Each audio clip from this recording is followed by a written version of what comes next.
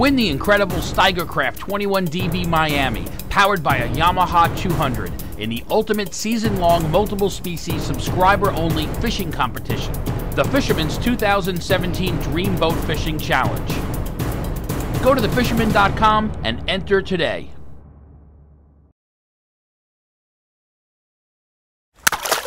The fishing news is brought to you by Shoreline Insurance Agency and Okuma.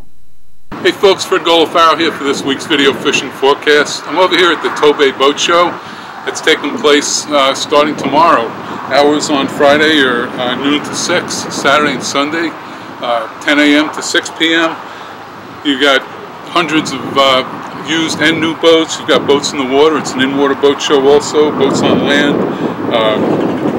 We've got 20 major Long Island boat dealers here to talk to and try to pick your next boat out of.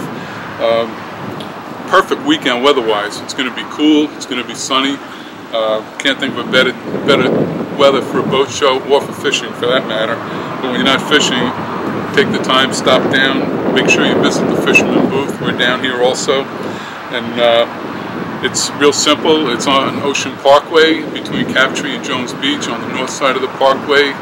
Just enter the Tobay Beach parking lot. You can't miss the show. On the fishing front, last week we had Jose. This week we have Maria kicking up big seas. Good news is that the seas are going to lay down dramatically.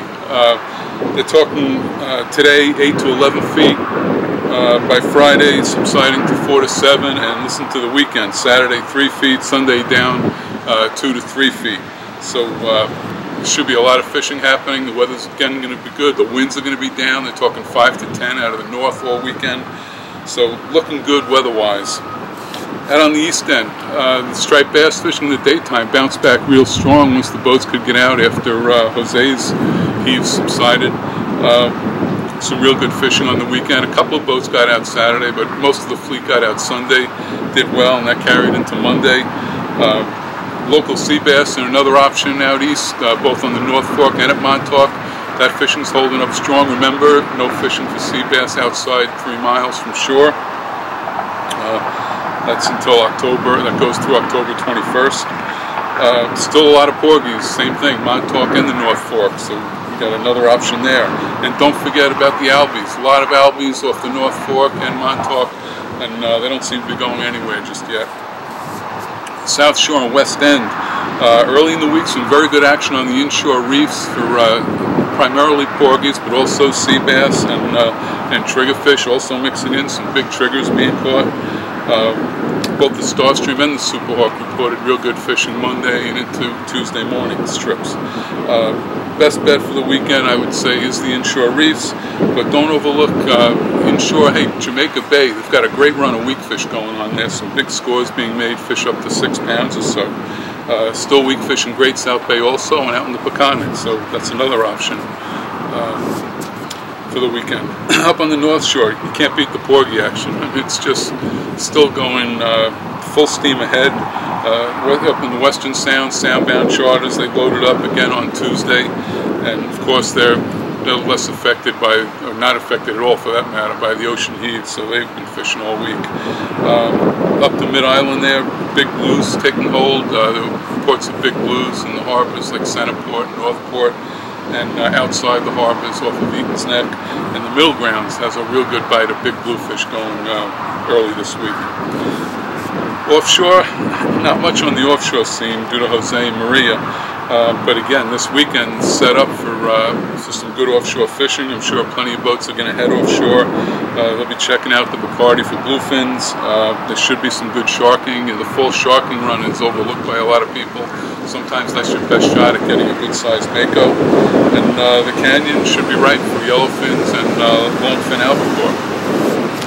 In the surf, relatively quiet, especially for late September.